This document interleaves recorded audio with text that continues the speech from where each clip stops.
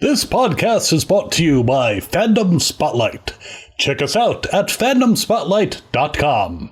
Have fun and follow your fandom. Last time on Dragon Ball for Life. Yippity yerp, Mr. Porter. Yep. You know what time it is. I know what time it is. The 10-second recap. So uneventful. I mean, but look, I'm ready. This how we started off. This how we getting it off. So I feel you. on the count of It's gonna three. It's gonna be a very lackluster 10-second recap. You actually might have to stretch a little bit in these 10 seconds. So. I'm gonna talk slow and shit. Yeah, right. So last time on Dragon Ball Super. Anyway, and time. All right, bet. All right. On the count ready. of three. You ready, boy? I'm ready. All right. In 3, Mm-hmm. in 2, in 1. Go. All right, so Moro shave for Ramadan. Goku still out here peeping on squid dicks. Who knows why? They out here looting, stealing blue gold, aka gasoline, because you know it's the Middle East. Time. Yeah, They looting. you really had to try to find some stuff for that. I was like, what else happened? Yeah.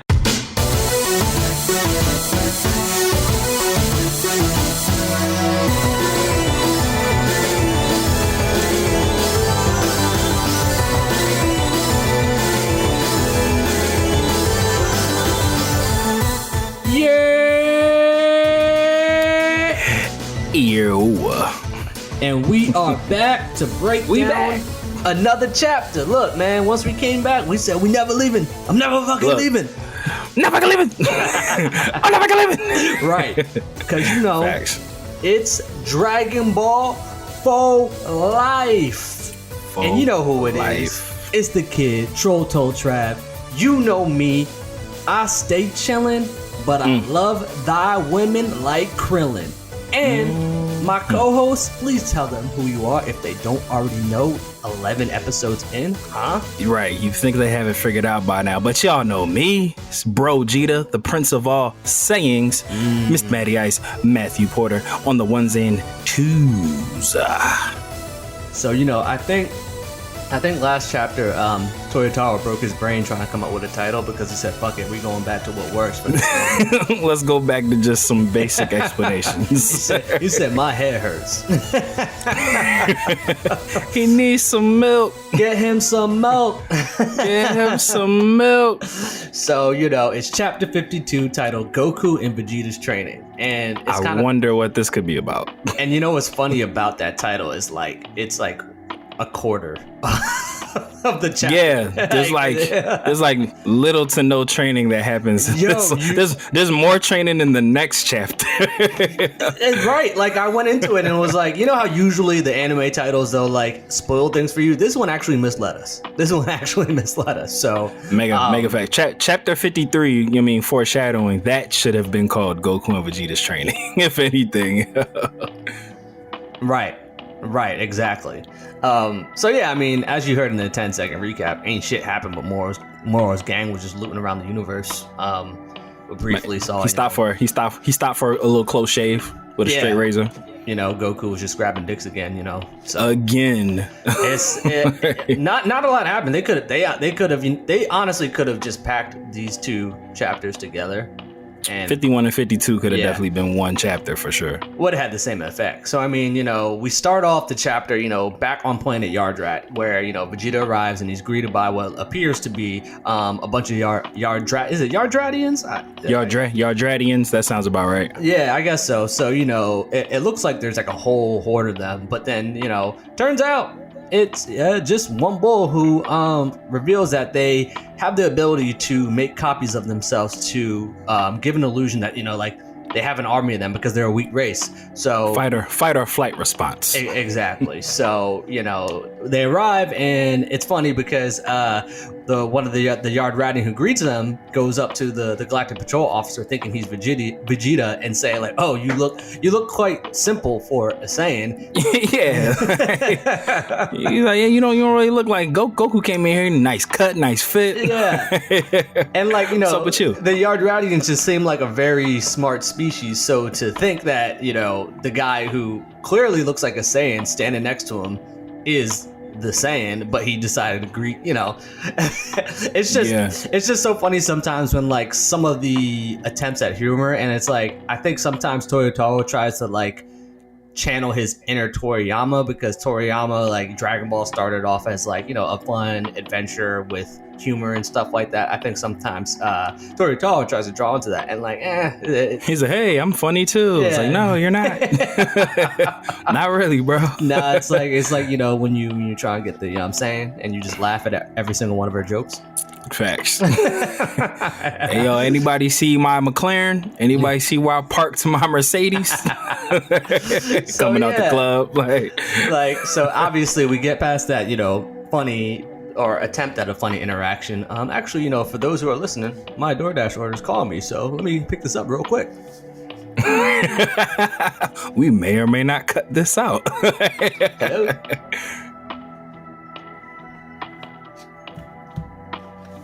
And we back. Shout out to Allie for picking up my order.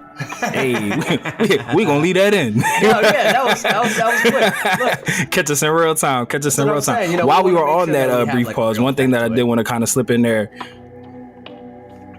Yeah, absolutely. One thing that I did want to slip in there about this chapter, and we kind of lauded how the one cool thing about the Moro arc that we've always said is like the little small world building things that have gone on, just like different alien races. So we do kind of learn in like a little throwaway panel that Yardratians isn't really like a species. They come in all different shapes and sizes. They don't just look like the aliens that Goku was friends with when he crashed on the planet. It's a way of life. What they say in Thor, he's like, Asgard isn't a place, it's its people. right.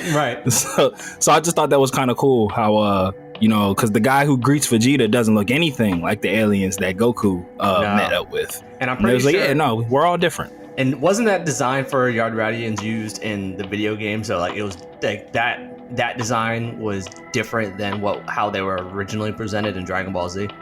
Right, and we do see that version of alien. They're there too. Yeah, and they're like, "You're like, we here." So, so you know, remember us? Yo, the funniest part about when like Vegeta like ever enters anywhere is like he like has manners but doesn't. Like it's like weird for him. Yeah, right. Like it's like he's like realized like, yo, I'm being kind of rude, but take me to who taught Kakarot how to who did instant transmission, which is funny because that's not even what he's trying to learn at all. And kind of add into that Trav, because you know on the slower chapters we have to fill it with content. It kind of speaks to Vegeta that he's so used to like being like feared and hated that like when people say like nice shit to him, he's just like, whoa, me? Right, because that's what exactly they did. Yeah, like they thanked him like for taking out the Ginyu Force, because you know, again, world building, I guess the Ginyu Force used to terrorize Yardrat, and you know, by extension of what happened on RIP Old Namek, they were just like, yo, the Ginyu Force were a real problem for us, thank you so much for getting rid of them. He's like, oh shit, you're welcome.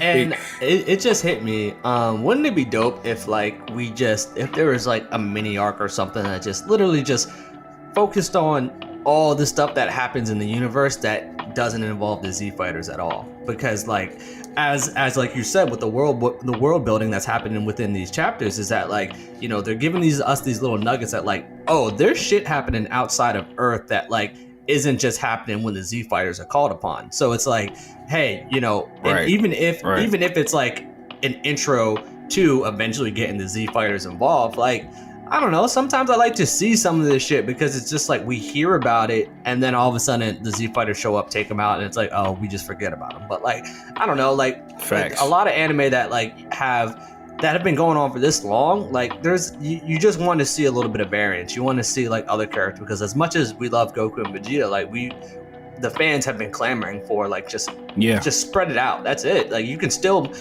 make it about Goku and Vegeta while also highlighting the other characters.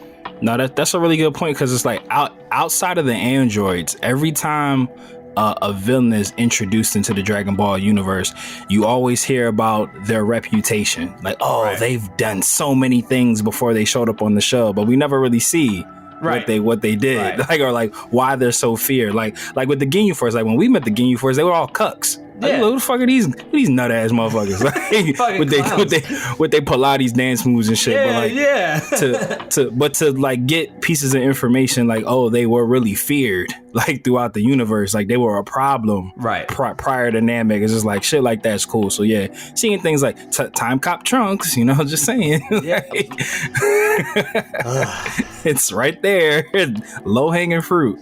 And like, it'll be even cool to see like some of these planets that have like their defenders that go up against like some of these villains, because like, I'm sure not every single planet is weak as fuck. Like, I'm sure there's like fighters out there, but you know, hey, we're not the ones creating the show. We just commentating on it. So come get us.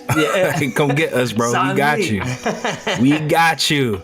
So Vegeta is introduced to, and it's so funny when like you can tell that these characters, there's certain characters that are just literally just, you know, for a fact they're only going to be in the art, because he goes, let me introduce you to the Elder. Like, no specific name, just the Elder. Right? Like, and it's just like, okay, so this is the person who taught Goku instant transmission. And you would think, for such an iconic technique that lives in the Dragon Ball universe, very anticlimactic. Oh, here. What's your name? The Elder. They definitely, Toriyama probably more, because you know he was like the originator. He definitely recycles that wise elder who helps move the plot along character. Insert elder here. Like, you're right, every new planet. And they're always fat too. Yo, facts. Never a fit elder. Never. They always fat with crow's feet, all of them. Fat and stressed out, yo. Like every last one of them. For real.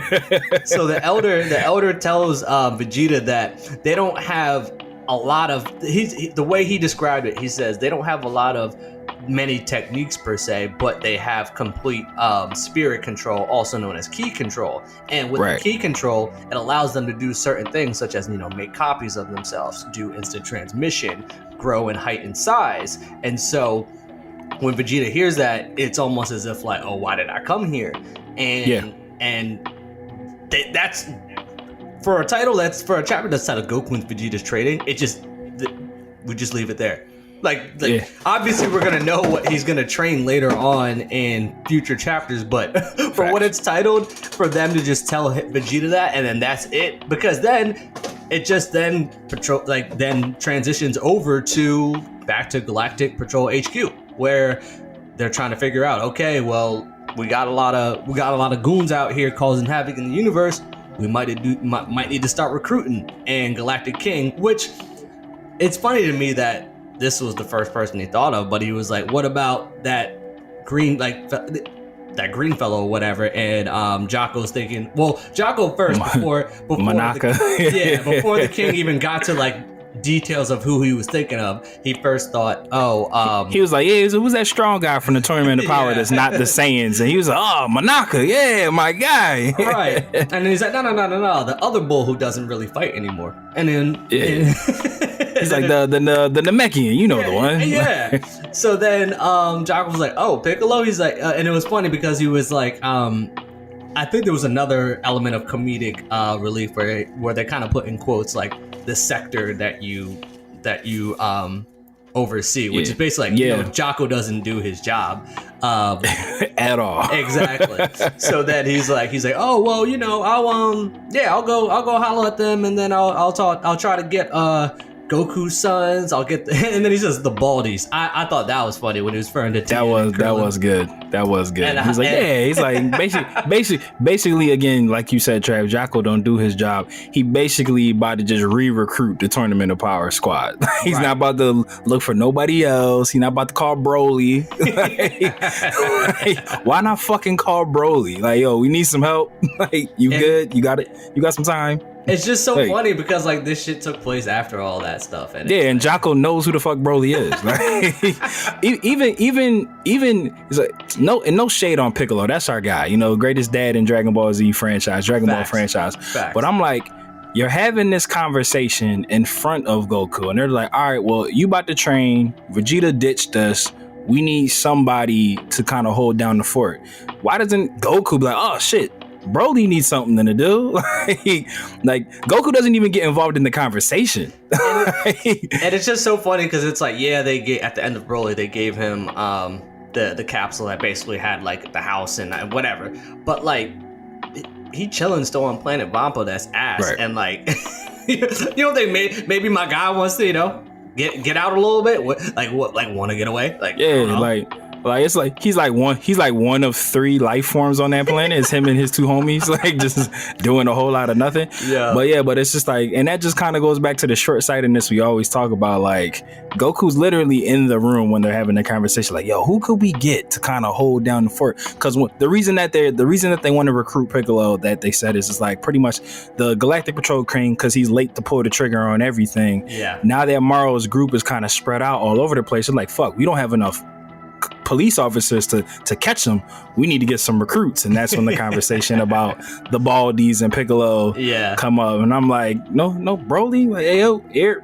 Like the you trying to spin the Saiyan version of the Incredible Hulk. You don't want him, like, we'll come get you, bro. Like, what's up? I guess I don't know. So then we go back to the panels. Then move over to the Lookout, where Piccolo is trying to get in touch with the Namekians on New Namek telepathically, and he's not able to reach out to them. And by this, he's like, all right, something fucked up is happening, because this means that they might be dead. And I just like, I mean, hopefully we'll free Namek, Namek. But like, hopefully with Dragon Ball Superhero, like we really see they're building it up for Piccolo to do more than just like, because like my man would just be chilling trying to figure shit out and being like, oh, yo, we in trouble, but I don't know what to do. Like, and this chapter specifically was very uncharacteristic for Piccolo and some of his actions and decisions, and we'll get into that.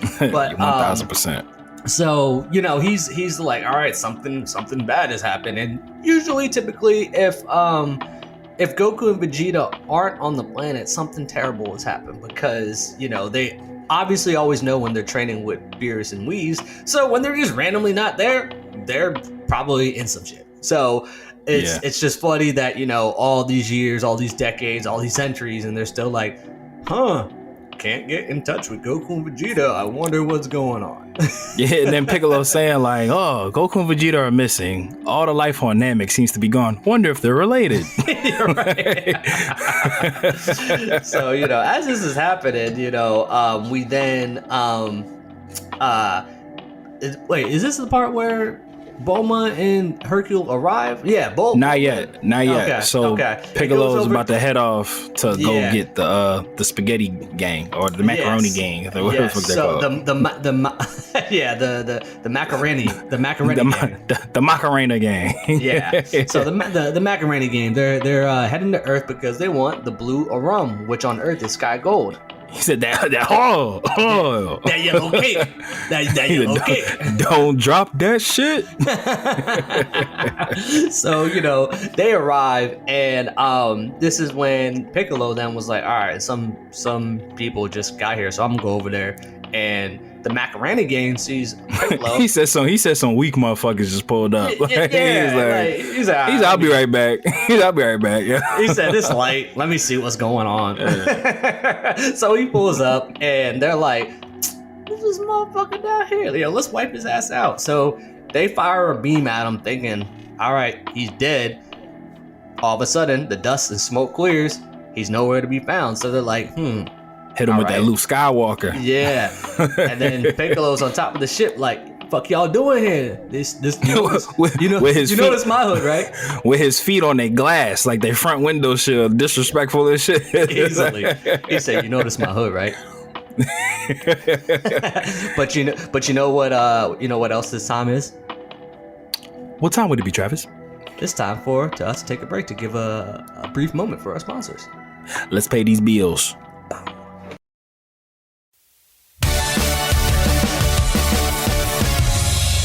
Hi there, they call me the Governor, and I will be reacting to episodes of the final season of The Walking Dead, exclusively on the Fandom Spotlight YouTube channel. It's more fun than losing an eye, trust me on that. Check me out weekly when new episodes of The Walking Dead air.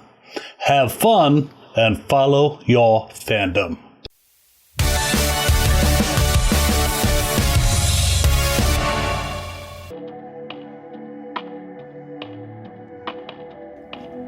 All right, and we are back.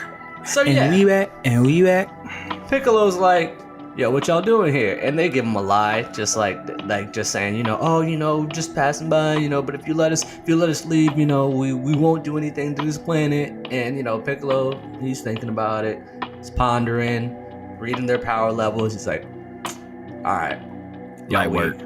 Y'all can go. Which here is where we begin talking about a very uncharacteristic trait of Piccolo, because he's not one to just let people go like that. Like he's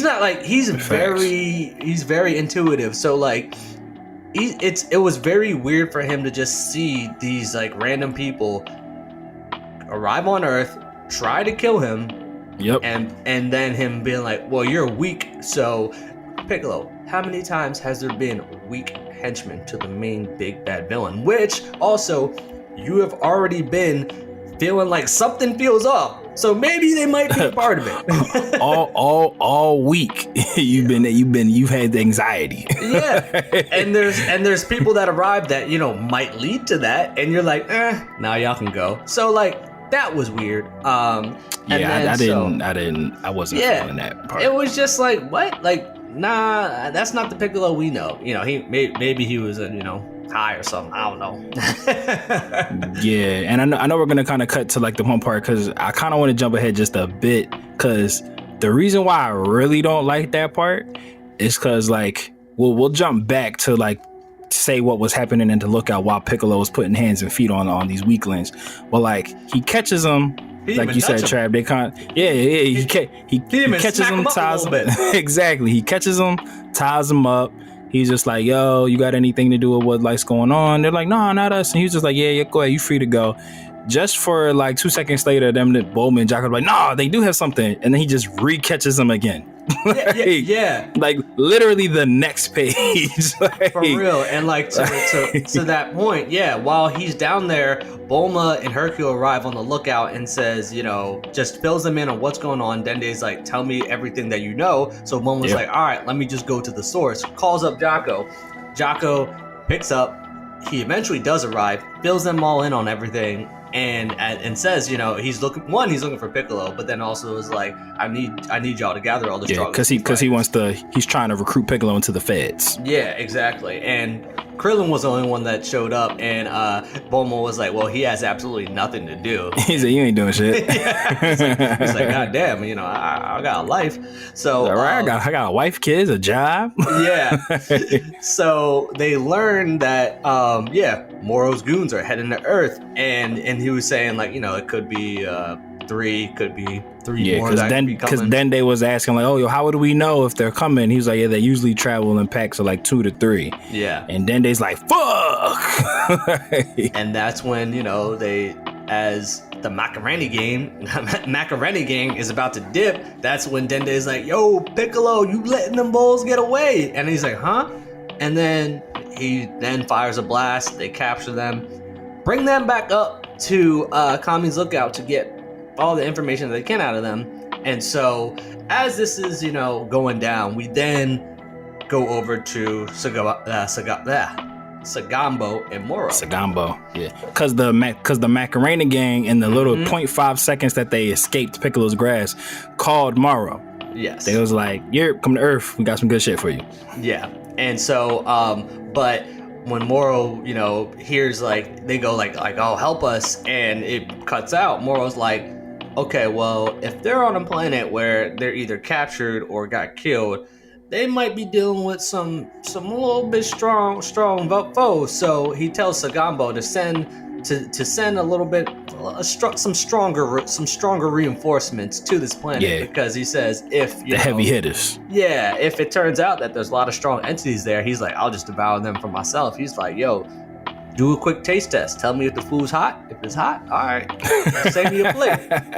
He said, "Yo, make sure this joint ain't poison." Exactly. Take a sip for me real quick, bro. So then, the one boy, I think it's like Shikimaku. I don't even know what the fuck his name is. Yeah,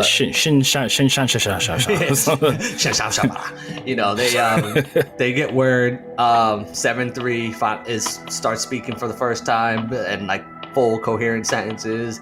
Rattling off all the data about this planet that they're about to head to.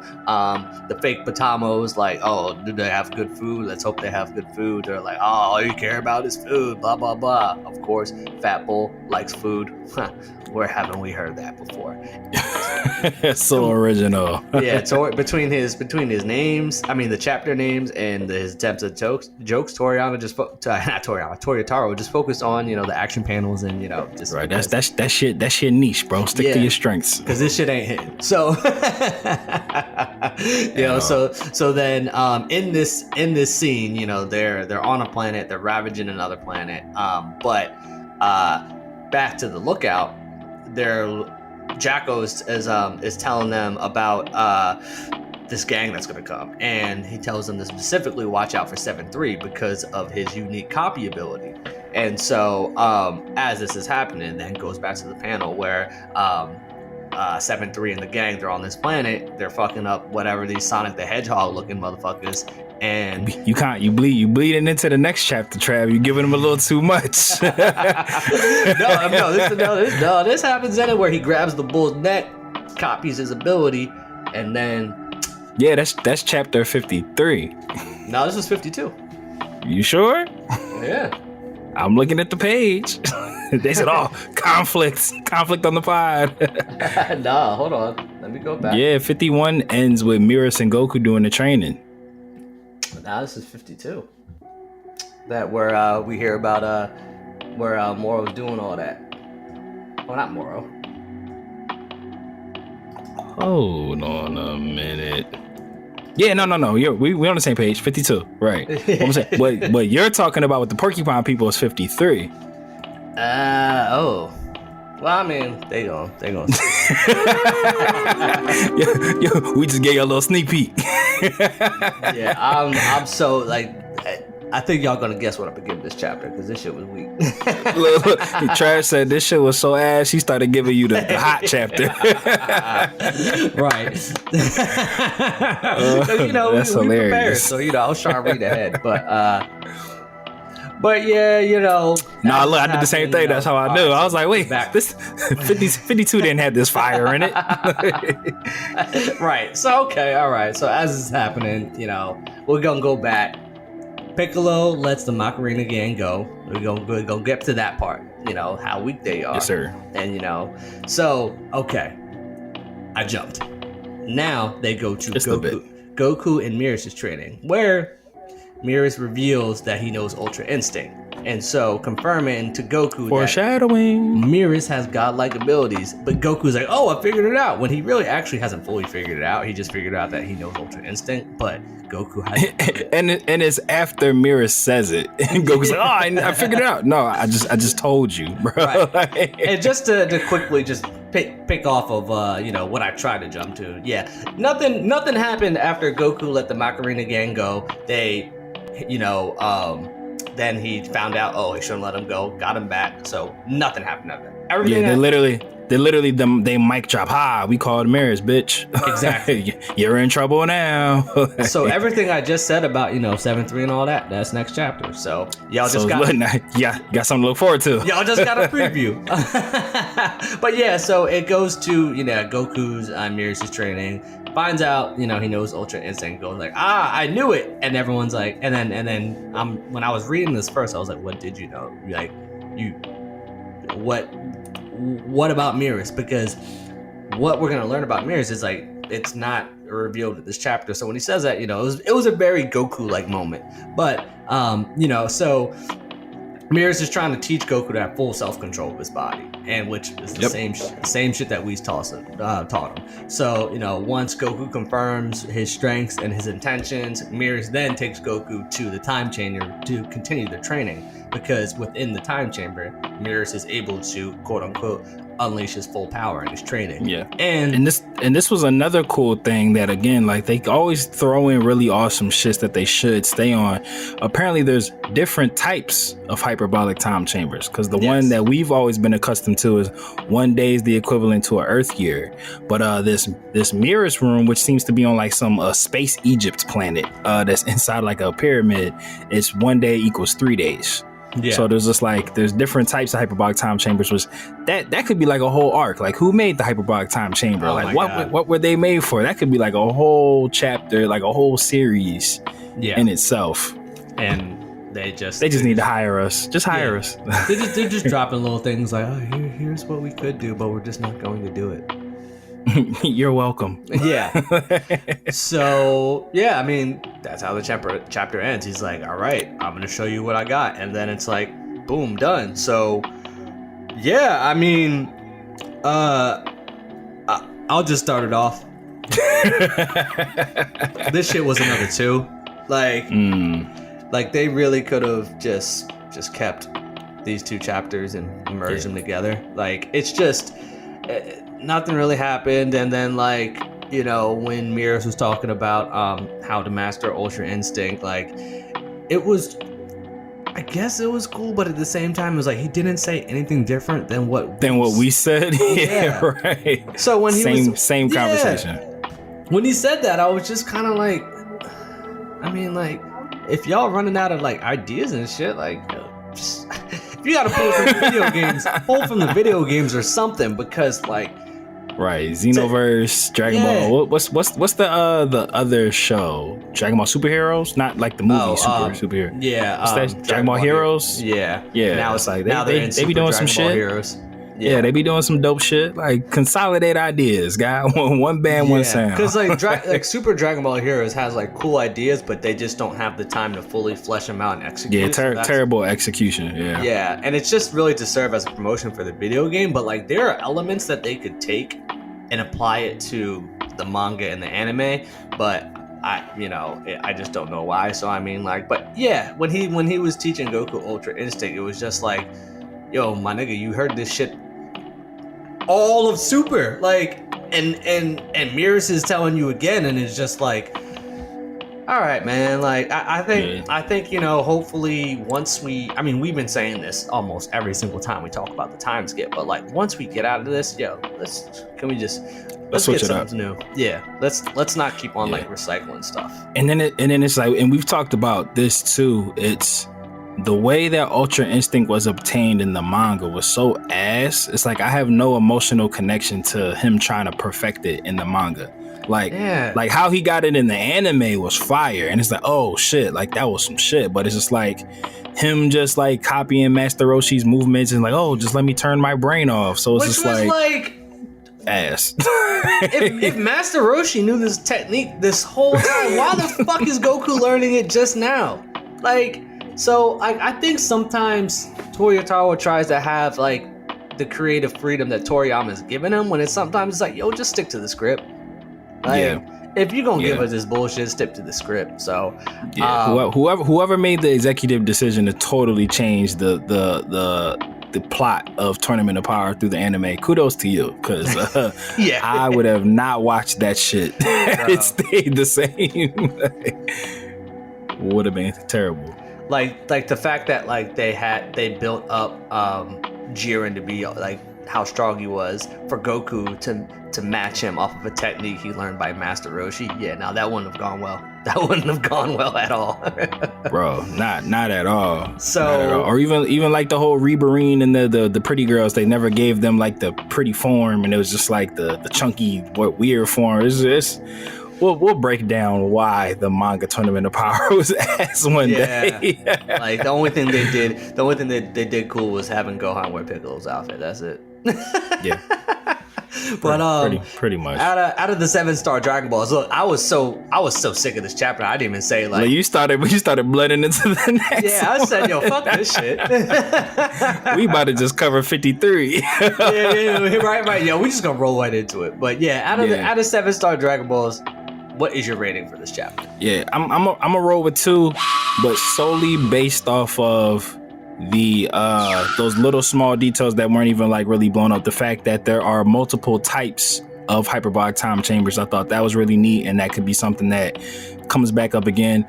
And then I also like the explanation of like the Yardrat's power, like how it's not just instant transmission. It's if you balance your soul, whatever your soul represents, your power will shine through like that. Yeah, like it's just and like could have honestly, different people's balancing of the soul really creates different powers. Like Yeah, exactly. And they really could have like had the first half of the chapter of Vegeta learning all this shit instead of just them telling him that, and it's like, oh, let's go back to Moro's goons. That all right, we don't have any connection to his henchmen. We really don't care to them, so it's just kind of like, why name it this chapter this, then not focus on it and focus more so on fodder. Like, it's just facts. I don't care about linguine in penne pasta. And pasta. Yeah, like at all. Especially when the next chapter is heavily focused on Goku and Vegeta's training. Like it's like, all right. Oh, sure. Yeah. So I mean, yeah, I'm a give it a very low 2. And again, just because of the subtle world building that this chapter has become praised for. That's it. Exactly. So I want to thank the listeners for sticking with us for these 2 ass chapters. It's gonna get better. We promise. Right. So if there's any chapters that you want to ask, what could I skip? Yeah, you can skip these last 2. Just listen to us. That's it. Facts. Yeah, just come here. We'll let you know. save you the trouble. But next chapter, as you can see by Trav's overzealousness and kind of trying to get into it now, chapter 53 is that shit. Yeah. Chapter 53 was fire. Nah, yeah, everybody. Yeah, just bear with these 2. Like even the other chapters that were slow, at least like they had like more world building, more substance, more dialogue. This was just like, yo, you telling me shit, I don't care. Like these chapters felt like the times where someone is telling you something and you don't care, and all you say is, yo, that's crazy. That's crazy. Yeah. Like word. Yeah. Or just facts. Yeah. Word, I got you. Nah, facts. Yeah, facts. Yeah. Nah. Facts, word, I feel you. I can feel that. Yeah. Oh no, that's just, yeah. I can see that. Yeah. No, yeah. I can see what you're saying. I can see what you're saying. I see your point. Oh shit! But Matt, let's get us the fuck out of here. Take us away, I got you, bro. Oh yeah, but matter of fact, we got y'all all hyped for chapter 53. We're actually doing something very special for y'all for episode 10, which is going to be the next episode. It's going to be our 10th episode. We made it to 10. It's a big deal, and we couldn't have done it without y'all. So chapter 53 will be coming in 2 weeks, but please come back this week, actually. Depending on when you listen to this, it's going to be a 2-piece. We dropped 2 episodes this week. It's going to be this episode and the next one. So episode 10 for us is going to be a pretty special episode. We got something special for y'all planned. And then following, we'll be back with chapter 53. So, but like we always say, I've been Matty Ice. He's been TrollTollTrav. Whether you watch it or you read it. We all need it. So follow your fandom right back here, and we'll see you next time on Dragon Ball Faux Life. Dodon Ray. Shout out to super producer Mikey. Love you, Mikey. Get out. Yeah.